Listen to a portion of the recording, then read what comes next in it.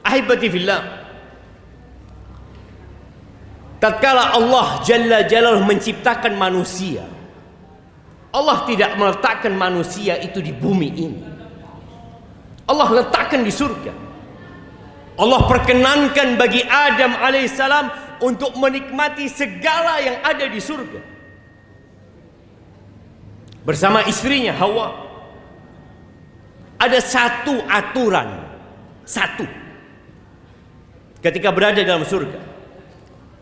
Fala taqraba hadhihi syajarah. Kata Allah, engkau jangan mendekati pohon ini. Semua pohon yang ada di surga, semua buah yang ada di surga, engkau boleh menikmati tanpa engkau khawatir sakit menikmati. Engkau jangan khawatir kelaparan, jangan khawatir merasa jenuh. Tapi ternyata iblis alaihi la'natullah tidak berhenti menggoda Adam alaihissalam dan Hawa. Dan ternyata Adam berhasil digoda. Apa kata iblis kepada Adam? Allah ceritakan di surat Taha. Iblis mengatakan, hal adulluka ala syajaratil khuldi wa mulkin la yabla. Adam, maukah engkau aku tunjukkan kepada dirimu pohon khuldi? Khuldi artinya kekekalan dan keabadian. Mau aku tunjukkan kepadamu sebuah pohon yang apabila engkau makan, engkau akan jadi kekal dan abadi. Engkau tidak akan mati. Wa mulkin la yabla. Engkau akan mendapatkan kerajaan yang tidak ada habisnya. Siapa yang tidak ingin, jemaah? Siapa yang tidak mau kekekalan dan keabadian dalam kenikmatan yang selama-lamanya? Padahal pohon itu dilarang sama Allah Azza wa Jalla. Maka kita lihat berapa banyak larangan-larangan Allah yang kita langgar hanya karena bisikan setan. Kita tahu akhir cerita Adam alaihissalam diturunkan dari surga. Tatkala Nabi Adam memakan buah yang katanya buah khuldi, pakaian Nabi Adam terlepas. Istrinya pun terlepas pakaiannya. Mereka jadi telanjang. Akhirnya mereka ambil daun-daun dari surga untuk menutupi diri mereka. Satu dosa yang dilakukan. Apa hukumannya? Diturunkan ke muka bumi. Kita sekarang berulang kali berbuat dosa, tapi nggak ada yang merasakan dosa yang kita lakukan. Kita berbuat dosa sembunyi, tanpa ada yang melihat, padahal Allah Rabbul Alamin senantiasa mengawasi. Dan kita kalau ditanya, kepingin masuk surga? Kepingin masuk surga. Siapa yang tidak menginginkan surga? Tapi jemaah, kita kadangkala berada di jalur yang tidak mengantarkan ke surga. Allah Azza wa Jalla berpesan kepada Nabi Adam alaihissalam ketika diturunkan dari surga, yang akhirnya Nabi Adam mati, tidak kekal dan abadi gara-gara makan pohon itu. Yang ada hidup di dalam penjara. Dunia ini sijnul mu'min, penjara buat orang yang beriman. Maka yang berpikir untuk bersenang-senang di dunia, engkau sedang mau bersenang-senang di penjara. Allah katakan, fa imma ya'tiyannakum minni huda faman tabi'a hudaya faman ittaba'a hudaya fala yadhillu wa la yashqa. Kata Allah, apabila datang kepada kalian petunjukku, maka yang mengikuti petunjukku dia tidak akan tersesat dan tidak akan menderita. Kita akan sampai ke surga. Allah turunkan kitab-kitab sebelum Allah turunkan Al-Quranul Karim. Itu petunjuk yang Allah turunkan. Allah utus nabi-nabinya untuk menjelaskan kepada umat manusia, engkau kepingin ke surga, ini loh kitabnya. Kita pernah melihat peta harta karun yang diperebutkan oleh manusia. Mereka ingin mendapatkannya. Dan Allah turunkan Quran sebagai penutup semua kitab yang ada. Yang mengikuti Al-Quranul Karim, fala yadhillu wala yashqa, maka dia tidak akan pernah tersesat. Dia akan sampai ke tujuan. Dia tidak akan menderita dan sengsara, dia akan berbahagia.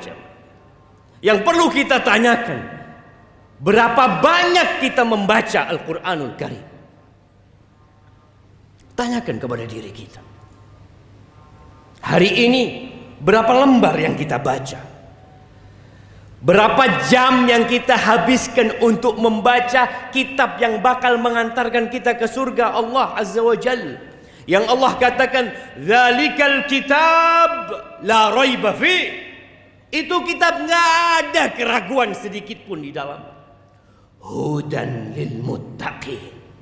Petunjuk buat orang-orang yang bertakwa. Sebagian kita sibuk mencari dunia, menuntut ilmu untuk dunia. Silahkan, nggak ada masalah. Tapi berapa lama engkau akan hidup di dunia ini? Kita berjuang mati-matian hanya untuk 70 tahun hidup di muka bumi ini. Sebagian orang 56 sudah pensiun, 58 udah pensiun, 60 pensiun. Engkau berjuang untuk sesuatu yang bakal engkau tinggalkan. Sebagian kita benar-benar tidak peduli dengan Al-Quran. Tapi ahibati fillah, tidak ada pemaksaan dalam beragama. Bahkan Allah Azza wa Jalla mengatakan, "Faman syaa'a falyu'min wa man syaa'a falyakfur." Yang mau beriman, monggo. Yang mau kafir, silahkan, kata Allah Azza wa Jalla. Allah nggak butuh dengan ibadah kita. Allah nggak butuh kita datang ke masjid, duduk di saf pertama, capek mendengarkan ceramah. Nggak butuh Allah Azza wa Jalla. Qul in takfuru antum wa man fil ardi jami'an.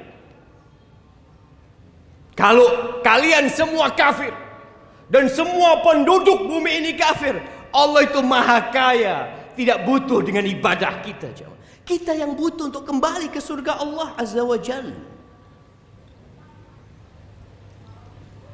Maka Allah katakan, "Waman a'rada an dzikri." Barang siapa yang berpaling dari peringatanku. Allah turunkan Al-Quran. Allah utus para nabi, diwarisi oleh para ulama, disampaikan kepada umat. Waman a'rada an dzikri, barang siapa yang berpaling dari peringatanku, fa inna lahu ma'isyatan dhanka wa nahsyuruhu yaumal qiyamati a'ma. Barang siapa yang berpaling dari peringatanku, maka bagi dia kehidupan yang sengsara, yang sempit walaupun bergelimang harta. Walaupun dia menjadi pejabat, menjadi orang yang dihormatin masyarakat, tapi ingat, Allah sudah memberikan keputusan, fa inna lahu ma'isyatan dhanka. Sebagian orang berpikir berbahagia dengan harta yang berlimpah ruah. Sebagian berpikir dengan popularitas dia akan berbahagia. Sebagian berpikir dengan tahta dan kedudukan dia akan berbahagia. Lah, antum pasang kuping antum di tembok rumah-rumah orang yang dia berpikir berbahagia dengan dunia ini. Allah memberikan keputusan, jamaah. Dia pemilik jantung kita. orang ini akan mendapatkan kehidupan yang sempit, merana hidup. Apa kata Nabi SAW? Man kanatid dunya hammahu, barang siapa yang dunia menjadi ambisinya, ja'alallahu faqrahu baina ainaih, Allah jadikan kefakiran di antara kedua matanya. Hidup penuh dengan ketakutan. Takut turun dari jabatannya, takut hartanya berkurang, takut popularitasnya hilang, terus sakit jiwanya. WHO menyebutkan bahwa 1 miliar manusia sakit jiwa. Padahal sarana hiburan begitu banyak. Apa penyebabnya? Berpaling dari peringatan Allah Azza wa Jalla. Allah jadikan ketakutan itu di antara kedua matanya. Takut miskin, takut sakit, takut apa yang dia miliki hilang. Wasyattata alaihi syamlah, urusannya dicerai beraikan. Sulit datang ke rumah Allah di awal waktu. Ini Jumat sepekan sekali jamaah, sejumat sekali. Kita masih punya urusan ini, urusan itu, telat datang ke rumah Allah Azza wa Jalla. Kenapa? Engkau nggak punya waktu, sedangkan kerja tepat waktu, datang di awal waktu, penuh semangat dan energi. Itu hukuman dari Allah Azza wa Jalla. Sulit berbuat ketaatan tatkala orang lain mampu datang di awal waktu. Wasyattata alaihi syamla. Na'udzubillah min dzalik. Dan orang yang berpaling dari peringatan Allah, wa nahsyuruhu yaumal qiyamati a'ma. Hari kiamat tatkala Surabaya ini hancur lebur. Tatkala tidak ada satu gedung pun yang berdiri di tempat ini, tidak pula di muka bumi semuanya, dibangkitkan dalam kondisi telanjang. Tidak ada harta yang dia bawa, pakaian pun tidak punya, alas kaki pun tidak memakai. Dia dikeluarkan dari kuburannya dalam kondisi buta. Dia tidak bisa melihat, dia nabrak sana, nabrak sini, terjatuh. Lalu dia mengatakan, qala rabbi lima hasyartani a'ma. Wahai Rabbku, kenapa engkau bangkitkan aku dalam kondisi buta? Wa qad kuntu basira. Aku bisa ngelihat dulu ketika hidup di dunia. Qala kadzalika atatka ayatuna fanasita.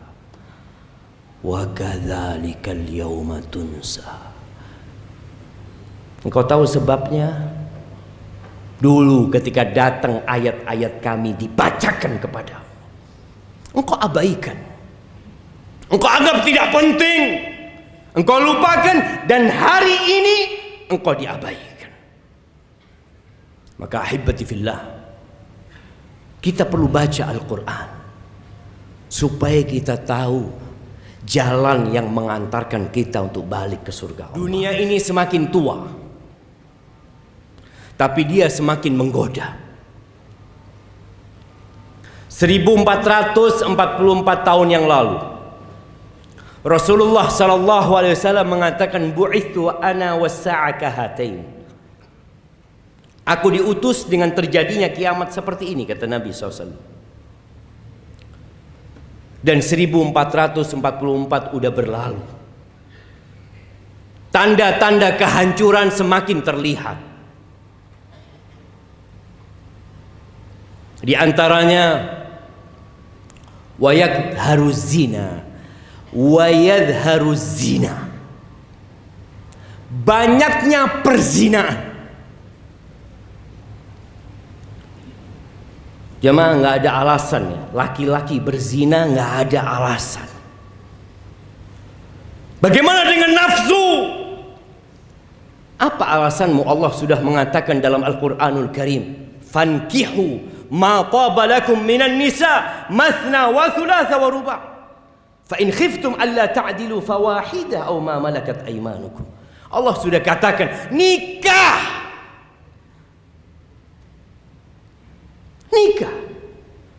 Satu nggak cukup, engkau boleh 2, engkau boleh 3, engkau boleh 4. Tapi apabila engkau takut tidak mampu berlaku adil, cukup 1. Cukup 1. Dan kita sedang berada di masa yang na'udzubillah, seakan-akan kita sedang menunggu azab Allah turun, jemaah. Perzinaan di mana-mana. Yang dipikirkan bagaimana melakukan zina tapi aman. Arahan-arahan yang muncul, bagaimana engkau berzina tapi engkau tidak kena AIDS. Bukan bagaimana dia tidak berzina. Bagaimana memikirkan anak-anak muda ini selamat dari azab Allah Azza wa Jalla. Kita seakan-akan hidup di negeri yang tidak beragama. Apabila kita membaca Taurat, kita akan mendapatkan bagaimana hukuman untuk orang yang berzina. Tatkala kita membaca Injil, kita akan mendapatkan. Dan kitab itu setelah dihapuskan dengan turunnya Al-Quranul Karim.